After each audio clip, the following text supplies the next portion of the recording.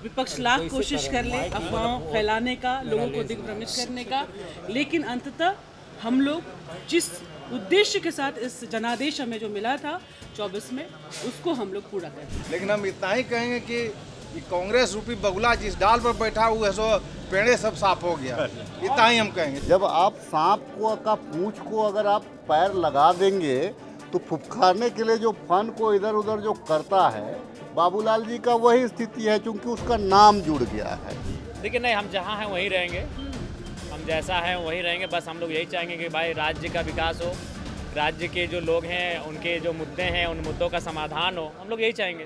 नमस्कार, जोहार। आप देख रहे हैं ग्लोबल मीडिया अपडेट और मैं स्वी तिवारी। इस वक्त हम मौजूद है विधानसभा के ठीक बाहर, क्योंकि आज से झारखंड विधानसभा का शीतकालीन सत्र शुरू होने वाला है। जी हां, आज 5 दिसंबर है और 5 दिसंबर से 11 दिसंबर तक झारखंड विधानसभा का शीतकालीन सत्र चलने वाला है। इस बीच शनिवार और रविवार को अवकाश रहेगी, यानी कुल मिलाकर 5 दिन ये सत्र चलने वाला है। आज से इसकी शुरुआत हो गई है। हालांकि आज ज़्यादा कुछ नहीं होगा, आज सिर्फ शोक सभा का आयोजन है और अभी मंत्रियों एवं विधायकों का आगमन का सिलसिला शुरू हो चुका है। चर्चाओं के विषय काफ़ी है, रोजगार, छात्रवृत्ति, मैया सम्मान योजना, क्या कुछ नहीं उठने वाला। और सबसे बड़ा मुद्दा भी यही है कि क्या महागठबंधन में फूट पड़ने वाली है। जब से मुख्यमंत्री दिल्ली गए थे और 6 दिन वहां रह के आए हैं, तब से ये चर्चा हवाओं में काफ़ी घूम रही है। क्या महागठबंधन में फूट पड़ने वाली है, क्या झारखंड एक नया गठबंधन देखने वाला है। कल विधानसभा के अध्यक्ष रविन्द्रनाथ महतो ने एक बैठक बुलाई थी, वहीं मुख्यमंत्री ने भी महागठबंधन के सदस्यों के साथ एक बैठक बुलाकर विधानसभा से ठीक पहले चर्चा की है। अब देखते हैं आने वाले दिनों में क्या होने वाला है। फिलहाल के लिए आइए आते हुए सारे नेताओं एवं विधायकों से बात करते हैं और उनसे पूछते हैं कि उनके मुद्दे और उनके क्या क्या विषय होने वाले हैं आने वाले सत्र के लिए। सदन का पहला दिन कैसा रहा? नहीं, निश्चित तौर पर आज तो शोक सभा वगैरह रहता है और आज सारे जितने हमारे देश में, राज्य में जो भी जिनकी असामयिक निधन हुई है उसके प्रति श्रद्धांजलि अर्पित होती है।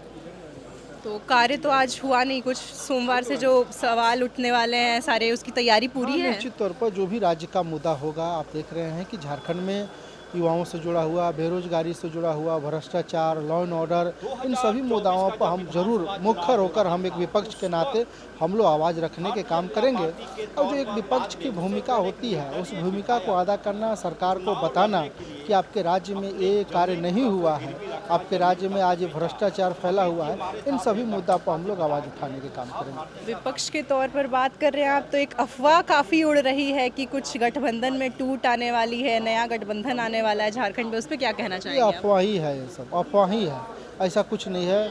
और हम नहीं समझते हैं, ये सरकार अभी जिसको जिम्मेवारी मिला है उनको राज्य की भलाई करनी चाहिए, राज्य की जनता की भलाई करनी चाहिए, झारखंड के विकास की गति को मजबूत करना चाहिए। जो आज कहीं न कहीं झारखंड के विकास की गति आप देख रहे होंगे कि पूरा रुका हुआ है। आज प्रोजेक्ट बिल्डिंग से लेकर हर एक जिला के छोटे बड़े कार्यालय में पैसे के अभाव में बहुत सारे ऐसे फंड और बहुत सारे ऐसे कार्य रुके हुए हैं, जिसके चलते छोटे बड़े कोई भी कार्य नहीं हो रहा है। राज्य की सरकार को उसमें कार्य करना चाहिए और बड़ी मजबूती से करना चाहिए। सत्तारूढ़ का कहना है कि ये अफवाह आप लोग विपक्ष की तरफ से आ रही है। ये गलत बात है। ये हमें कहना है कि आपकी सरकार है, आप जाँच करा लो, कौन नहीं करा, कौन आपको झुकाना चाह रहा है, और कैसे आप झुक जाइएगा? आप सरकार में, आप सरकार चला रहे हैं, आप झुक क्यों रहे हैं? आप चलाइए सरकार। कौन आपको, वो तो नहीं गए कि आपको कोई कह रहा है कि आप हमारे पास चलाओ या अति करो। ये कहीं ना कहीं ये सब मनगढ़ंत बात है, ये सब निराधीन बात है, ये कहीं हमें, मेरे ख्याल से ये सब अफवाहें हैं। और मुद्दे क्या रहेंगे सोमवार से? मुद्दे बहुत अच्छे मुद्दे हैं। आपको राज्य से जुड़ा हुआ मुद्दा, हमारे विधानसभा डाल्टनगंज से जुड़ा हुआ मुद्दा, इन सभी मुद्दाओं को, भ्रष्टाचार, रोजगारी, लूट, अधिकारियों का मोनोपोली, पुलिस प्रशासन का मोनोपोली, ये तमाम मुद्दाओं को लेकर हम लोग मंडे से 4-5 दिन का जो सत्र है उसमें मुखर से भारतीय जनता पार्टी अपनी आवाज़ को बुलंद करने के काम करेगी। विपक्ष लाख कोशिश कर ले अफवाहों फैलाने का, लोगों को दिग्भ्रमित करने का, लेकिन अंततः हम लोग जिस उद्देश्य के साथ इस जनादेश हमें जो मिला था 24 में, उसको हम लोग पूरा करते हैं। अफवाह कौन फैला रहा है? जो शपथ लेने की तैयारी कर रहे थे, अगर हम, मुझे लगता है कुछ दिन और हो जाता, मुख्यमंत्री जी और दिल्ली में अपने काम में रह जाते तो ये लोग शपथ भी ले लेते। लेकिन निश्चित रूप से आपके पास पूरी जानकारी है, सोशल मीडिया और मीडिया में जितनी जांच पड़ताल आप लोग बैठ करके अपने पत्रकारों के साथ करवा रहे हैं सब लोग, और एक पत्रकार दूसरे पत्रकार से पूछ रहा है और सब तरफ का पक्ष रखा जा रहा है, कोई कांग्रेस की बात कर रहा है, कोई भाजपा की बात कर रहा है, कोई गठबंधन की बात कर रहा है, तो निश्चित तौर पे देखिए लोग कितनी भी कोशिश कर लें, हम लोगों को कमज़ोर करने की जो हमारा चल रहा है यहाँ पे, जो यहाँ का जनादेश है वो उसमें वो मुकम्मल उनका नहीं हो सदन पाएगा। में हम भी सब बात साथ में हैं। रखेंगी जो नैरेटिव सेट करने की बात, या जो कह देखिए रहे ये बाहर महत्व चल नहीं, बिल्कुल नहीं, ये बिल्कुल भी महत्वपूर्ण नहीं है।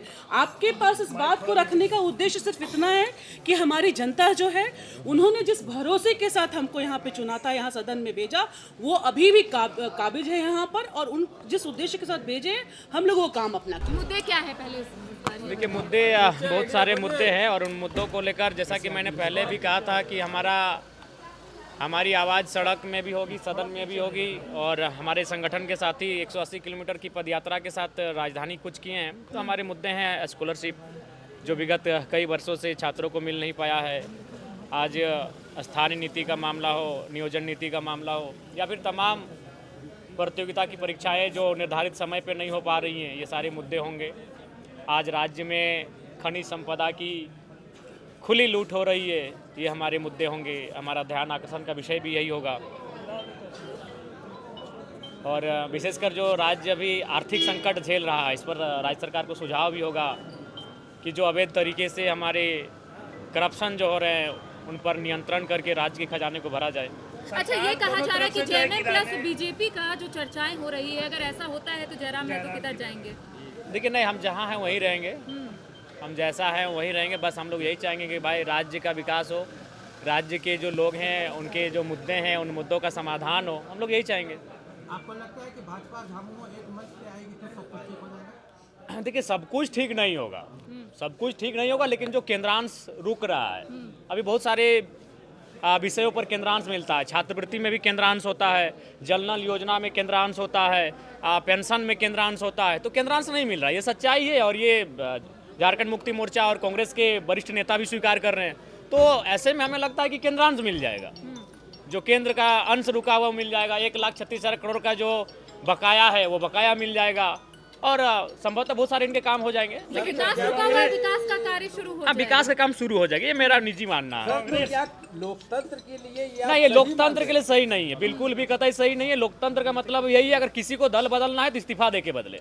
मध्यावधि चुनाव हो, अगर आपको लगता है कि आपने जिसके साथ गठबंधन किया है उससे आपकी विचारधारा मेल नहीं खा रही है, तो मध्यावधि चुनाव करें, और तमाम विधायक हैं जो इस्तीफा दें। बिल्कुल लोकतंत्र के लिए सही नहीं है। जनता ने आपको इसलिए चुना है कि हमने आपको एंटी बीजेपी वोट किया है। जयराम जी, बेरमो को जिला बनाने की मांग बहुत वर्षों से की जा रही है, अभी तक पूरा नहीं हुआ है। वहाँ की जनता ये चाहती है कि बेरमो अलग जिला बने। आप उस क्षेत्र से आते हैं क्या? जी, मैं भी इस बात से अवगत हूँ। बेरमो अलग जिला की मांग दशकों से हो रही है, मिलना चाहिए। और ये माननीय मुख्यमंत्री ने तो स्वयं कहा था कि सभी विधायक अपने क्षेत्र में जाएं, भ्रमण करें, और कौन सा प्रखंड उनका दूरी में है, कौन सा जिला उनका, माने जिला में कौन सा नया जिला बन सकता है, नया प्रखंड बन सकता है, इसकी सूचना दे। तो हमें लगता है सभी माननीय सदस्य शायद रिपोर्ट तैयार कर लिए होंगे। अगर कर लिए होंगे तो सबमिट करना चाहिए, हम भी सबमिट करेंगे कि मेरा कौन सा प्रखंड नया बनना चाहिए और कौन सा क्षेत्र मेरा नया जिला बनना चाहिए। ये जो जेएलकेएम की तरफ से पद यात्रा निकाली जा रही है, इसमें सिर्फ मुद्दे छात्र हित के हैं या फिर अन्य भी मुद्दे? नहीं, अन्य मुद्दे भी हैं। स्थानीय नीति मुद्दा है, नियोजन नीति मुद्दा है, अन्य मुद्दे भी हैं। छात्रवृत्ति को लेकर क्या कहेंगे कि आजू के विधायक 1.5 साल से छात्रवृत्ति नहीं मिल रहा है? छात्रवृत्ति की मांग निसंदेह छात्रवृत्ति का मुद्दा ज्वलंत मुद्दा है, क्योंकि हम लोग छात्रों के बीच से आते हैं और अभी भी छात्र हैं। ऐसा नहीं है, मैं पहला विधायक हूँ जो अभी भी छात्र है, और करेंट छात्र है। ऐसा नहीं कि मैंने पढ़ाई छोड़ा है, मेरी पढ़ाई चली रही है। तो उनकी आंखों में आंसू है। 2 दिन पहले एक लड़का मेरे जनता दरबार में मिलने आया, बेचारा रो दिया मेरे सामने। वो लड़का रो दिया कि दादा मैंने स्कॉलरशिप नहीं मिल पा रहा है, एडमिशन तो कर लिए हैं, हम फंस गए हैं, अब क्या करेंगे। वो रो दिया मेरे सामने, लड़का रो दिया। फिर उसको हम ढांढस दिए कि भाई हिम्मत रखो, अगर छोटा मोटा कुछ सहयोग होगा तो हम भी तुम्हारा करेंगे, लेकिन हम प्रयास करेंगे इस बार के विधानसभा सत्र में हम लोग छात्रवृत्ति का मामला को उठाएंगे, और बहुत सारे विधायक उठाएंगे। कब तक? आजीवन आजीवन आजीवन, जब तक सदस्य रहेंगे तब तक। देखिए, हम लोग सत्ता में हैं, हम लोग इस बात की तैयारी से आए हैं कि विपक्ष के हों चाहे सत्ता पक्ष के जो विधायकगण हैं, उनके क्या सवाल हैं। जनहित के मुद्दों पर जो माननीय विधायक हैं वो किन बातों को उठा रहे हैं। कुछ विधेयक आएंगे, अनुपूरक बजट बहुत महत्वपूर्ण बात है वो है, और सत्ता के भी कुछ मुद्दे हैं, उन बातों को भी बहुत मजबूती से उठाया जाएगा, क्योंकि इस राज्य में एसआईआर के बाद सेंसस के बाद डिलिमिटेशन की प्रक्रिया होगी। इस परिस्थिति में हमारे इस राज्य के आदिवासी भाई बहनों की भावना को देखते हुए महागठबंधन ने यहाँ से सरना कोड को लागू करने के लिए प्रस्ताव भेजा है, जिसको अब लोक भवन नहीं रोक भवन जो है काफ़ी समय से रखा हुआ है, चीज़ें जा कर के केंद्र में अटक जाती हैं। तो हम लोग भी यह जानना चाहते हैं कि आखिर केंद्र में बैठी सरकार, क्योंकि उनके प्रतिनिधि हाउस के अंदर है, केंद्र में बैठी सरकार क्या सिर्फ आदिवासी हित की बातें सिर्फ करेंगे या उनके लिए सरना कोड लागू करके उन्हें उनके अस्तित्व को पहचान देने का काम करेंगे। रहा पहला दिन हमारा सदन का ये पहला एक्सपीरियंस बढ़िया रहा है और आशा करते हैं इसी तरह आगे भी बढ़िया रहे। आपके ऊपर जवाबदेही भी है कि पिता के कार्यों को पूरा करना। बिल्कुल, ये फ़र्ज है, कर्तव्य है। जहाँ से बाबा का विकास रथ रुका है और वहीं से शुरुआत करने का मौका मिला है। हम आशा करते हैं उस विकास रथ को आगे पूर्ण तक लेके जाएं। नए लोगों को अपनी बातें रखने का मौका कम मिलता है, इस तरह की आम शिकायतें रही, तो आप क्या चाहेंगे अपने पार्टी के लीडर्स को? नहीं, ये सदन है, ये सभी को मौका मिलता है अपना पक्ष रखने का, और जो भी है अपना पक्ष रख सकता है, ऐसा कोई बात नहीं। पेशा नियमावली को लेकर झारखंड हाईकोर्ट ने दबाव बनाया, सरकार से जवाब मांगा है, क्या कहेंगे आप इस पर? ये आला कमान का ऊपर का सेंट्रल का मामला है, और जैसे सुमेश जी हम माने कि हम लोग शिक्षा मंत्री से बात कर रहे हैं। नहीं, ऐसे कोई बात नहीं। अब आला कमान जो भी हमारे सुप्रीम में जो भी देंगे, किसी को भी देंगे उसका इंतजार। पूरा जनता शिक्षा मंत्री सोमेश सोरेन, शिक्षा मंत्री सोमेश सोरेन।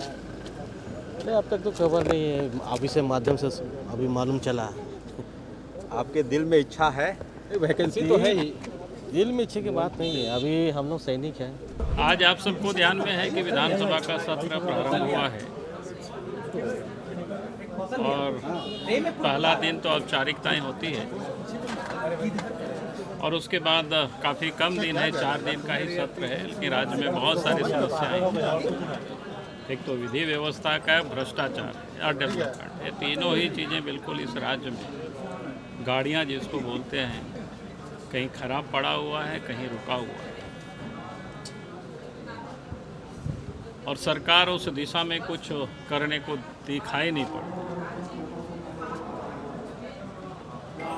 तो मैं इतना ही कहूँगा कि जनता की जो जन समस्याओं को लेकर के सदन में, चाहे करप्शन को लेकर के हो, चाहे विकास को लेकर के, चाहे कानून व्यवस्था को लेकर के, सदन में भी और सदन से बाहर भी भारतीय जनता पार्टी या एनडीए गठबंधन मुद्दा को उठाएगी और मजबूती से विषय को उठाएगी, ताकि झारखंड की जो समस्या है, झारखंड की आम लोगों की जो परेशानियां हैं, वो दूर हो जाए। सर, लॉ एंड ऑर्डर को लेकर आप विशेष चर्चा की बैठक हुई थी हाउस में।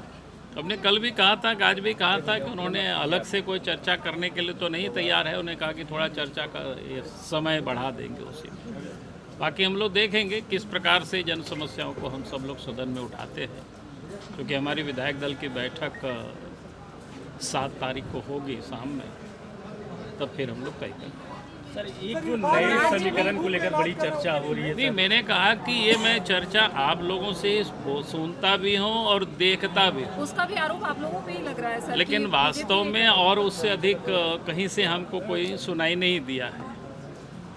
खिचड़ी नहीं पकड़ी।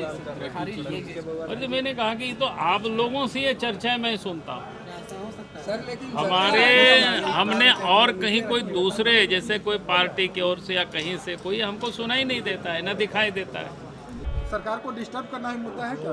कांग्रेस ऐसा कह रही है। सरकार को डिस्टर्ब देखिए, कांग्रेस का तो ध्यान कहीं और लगा हुआ है, वो घबराई हुई है। SIR में अभी उनका ध्यान है, तो अभी यहाँ पे ध्यान उनका नहीं रहेगा। कांग्रेस कह रही थी हम फेविकॉल है, सरकार के साथ चिपके रहेंगे। फेविकॉल है, सरकार के साथ चिपके रहेंगे। हाँ, फेविकॉल का छोड़ है, ये उनकी सोच है।